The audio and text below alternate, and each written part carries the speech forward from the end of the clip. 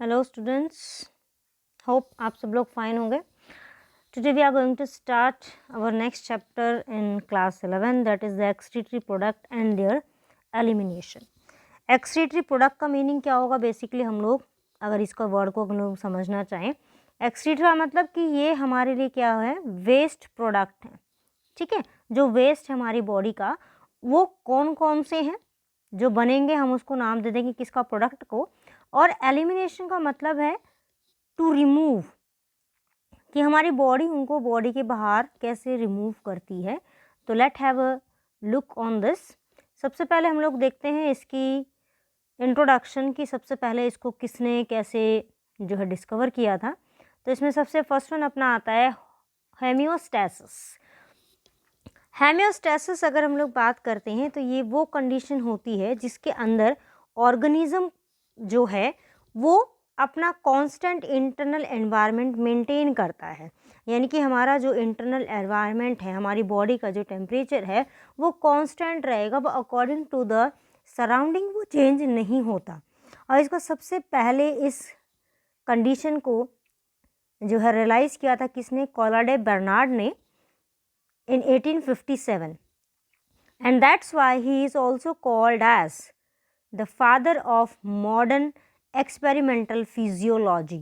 ठीक है, हम फिजियोलॉजी का इनको फादर बोलते हैं। फिजियोलॉजी का मतलब हो रहा है कि हम लोग जो है अपनी इंटरनल पार्ट्स जो स्टडी कर रहे हैं वो किस तरीके से वर्कआउट कर रही हैं, तो उसकी जो स्टडी है उसको हम लोग फिजियोलॉजी का नेम आउट करते हैं। हेमियोस्टेसिस जो कंडीशन है ये बॉडी के अंदर किस वजह से आती है, how it is form, it is due to the osmoregulation. हम लोगों ने पढ़ा है कि ऑस्मोसिस का जो प्रोसेस होता है वो बॉडी के अंदर टेक ओवर होता है, in which water molecule move from their higher concentration to lower concentration through a membrane, जिसको हम लोग नाम देते हैं थ्रू सेमी परमिएबल मेम्ब्रेन। ठीक है, ऑस्मो रेगुलेशन जो है ये बेसिकली रेगुलेट करेगा किसको, सॉल्यूट और वाटर की मूवमेंट एनिमल्स के अंदर। ऑस्मो रेगुलेशन को कंट्रोल करने के लिए बेसिकली बॉडी के अंदर सॉल्ट और वाटर इनका ट्रांसपोर्टेशन जो है वो मेंटेन रहता है।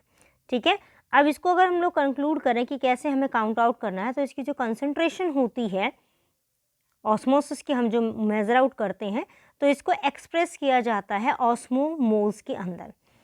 तो इसमें डेफिनेशन आ जाएगी अपनी ऑस्मोमोल के अंदर, 1 osmol is equal the gram molecular weight of a substance divided by the number of free moving particle that each molecule liberate in the solution।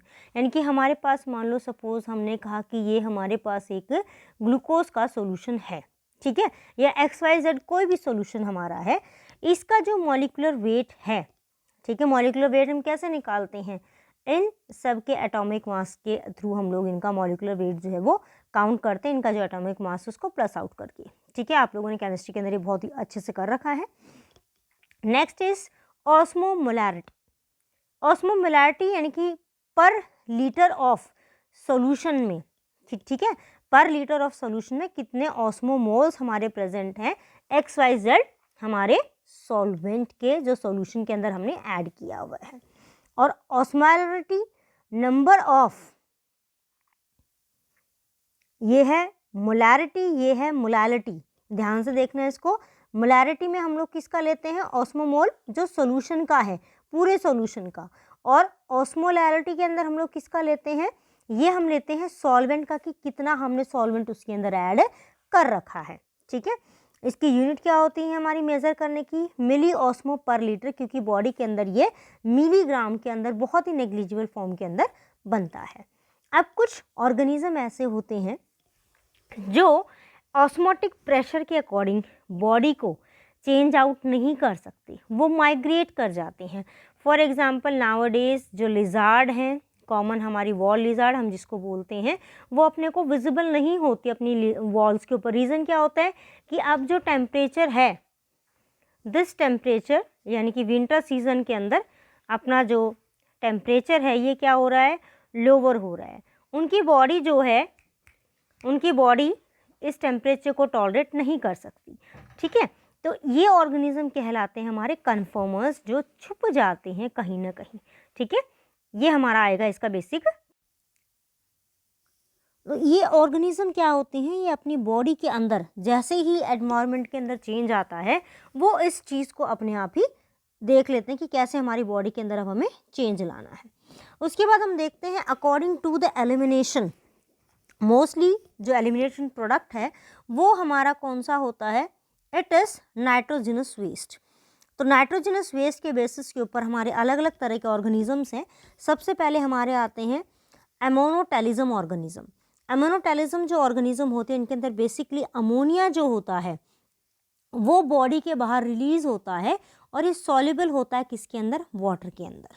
ठीक है, और ये बेसिकली वाटर के अंदर सॉल्युबल है, तो इसका मतलब ये किसके अंदर होगा, ये होगा मोस्टली हमारे एक्वाटिक ऑर्गेनिज्म के अंदर।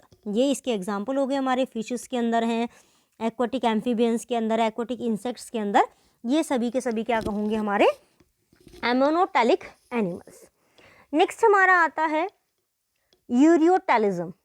यूरियोटेलिज्म जो है इस कंडीशन में क्या हो जाएगा कि जो ऑर्गेनिज्म है उसकी बॉडी के अंदर यूरिया का जो अमाउंट है उसकी फॉर्मेशन जो है वो होती है। अब यूरिया की फॉर्मेशन जो है वो एक प्रॉपर साइकिल के थ्रू चलती है ऑर्गेनिजम्स के अंदर, जिसको हम लोग बोलते हैं ऑर्निथीन साइकिल, जो बेसिकली टेक प्लेस करती है लीवर के अंदर।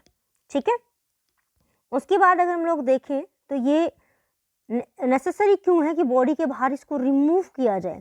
अगर इसको एलिमिनेट नहीं करेंगे तो बॉडी के अंदर ही ये सेट आउट हो सकती है और डिफरेंट टाइप की डिजीज़ को कॉज कर सकती है। ठीक है, यूरिया जो होता है बेसिकली हम लोग बात करें तो अमोनिया से थाउजेंड्स टाइम या lakh, more than lakh time जो है ये हार्मफुल, ये लेस टॉक्सिक होती है। ठीक है, इसका रीज़न क्या होता है कि ये वाटर के साथ डिज़ोल्व हो जाती है और यूरिया की जो कंसंट्रेशन है वो ब्लड में जब डिज़ोल्व होगी तो ब्लड के अंदर होता है ब्लड प्लाज्मा, जिसके अंदर 95% होता है वाटर, तो उसको डिज़ोल्व आउट कर देते हैं। ठीक है, तो वो ऑर्गेनिज्म जो शो करते हैं कौन सी कंडीशन, यूरिया को रिलीज करते हैं, हम उनको नाम देते हैं यूरियोटेलिज्म ऑर्गेनिज्म या यूरियोटेलिक एनिमल्स हम उनको नाम देते हैं। लास्ट वन हमारा आता है इसके अंदर, ये है अपना यूरिकोटेलिज्म। इसके अंदर जो ऑर्गेनिज्म है वो यूरिक एसिड को रिलीज करते हैं। ठीक है, वो यूरिक एसिड को रिलीज क्यों करते हैं कि वो अपनी बॉडी के अंदर मैक्सिमम से मैक्सिमम वाटर को कंजर्व करने की कोशिश करते हैं। ठीक है, तो वाटर को कंजर्व करेंगे तो इसका मतलब उसके अंदर जो एसिड प्रेजेंट है उसकी कंसंट्रेशन क्या हो जाएगी हमारी इसके अंदर हाई हो जाएगी। तो इसके अंदर लिजार्ड्स वगैरह जो है इसका बेस्ट एग्जाम्पल हमारा आती हैं। ठीक है, ये देखिए इसके अंदर हमारे जो रेप्टाइल्स हैं वो इसका सबसे बेस्ट एग्जाम्पल है। तो रेप्टाइल में हमारी लिजार्ड वगैरह सभी इसके अंदर आती हैं।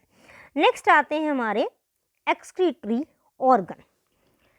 एक्सक्रीटरी जो ऑर्गन्स हैं, अब इनके अंदर क्या हो जाएगा हमारा बेसिकली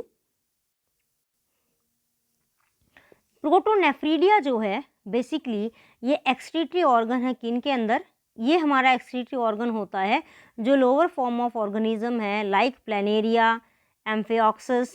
ठीक है, इन ऑर्गेनिजम्स के अंदर जो एक्सक्रीटरी ऑर्गन होता है वो कहलाता है हमारा प्रोटोनेफ्रीडिया, जो कि एक स्ट्रक्चर के साथ रिजेंबल करता है जिसको हम लोग बोलते हैं फ्लेम सेल। उसके बाद नेक्स्ट आता है हमारे नेफ्रीडिया एंड मेटानेफ्रीडिया, ये अर्थवर्म और एनेलिडा। ठीक है, एनेलिडास के अंदर आते हैं। एनेलिडा के अंदर हमारा बेस्ट एग्जांपल होता है अर्थवर्म का। तो वो ऑर्गेनिज्म क्या करते हैं अपनी बॉडी के अंदर से वेस्ट को रिमूव करने के लिए जो एक्सक्रीटरी ऑर्गन यूज़ करते हैं उसको नाम दिया जाता है नेफ्रीडिया का। नेक्स्ट हमारा आता है इंसेक्ट्स के लिए। तो इंसेक्ट यूज़ करते हैं माल्फियन ट्यूब्यूल्स को। माल्फियन ट्यूब्यूल्स जो होती हैं थिन और लॉन्ग ट्यूबुलर स्ट्रक्चर होती हैं जो एलिमेंट्री कैनाल के साथ साथ मूव आउट करती हैं। ठीक है, उसके बाद नेक्स्ट है ग्रीन ग्लैंड। जो ग्रीन ग्लैंड होते हैं ये बेसिकली हमारे जो प्रॉन्स वगैरह हैं जिनको हम लोग बोलते हैं क्रस्टेशियन ऑर्गेनिज्म, ये उनके अंदर प्रेजेंट होती है। ठीक है, तो इनकी जो लोकेशन होती है उनके जो एंटीनाज होते हैं, अगर आपने देखा होगा कि प्रॉन में इस तरीके से एंटीनाज निकले हुए होते हैं, तो एंटीना जो सेकंड नंबर का एंटीना होता है उसके पास इसकी जो है ये लोकेशन होती है। उसके बाद नेक्स्ट अगर हम लोग देखें इसके अंदर, उसके बाद आता है किडनी।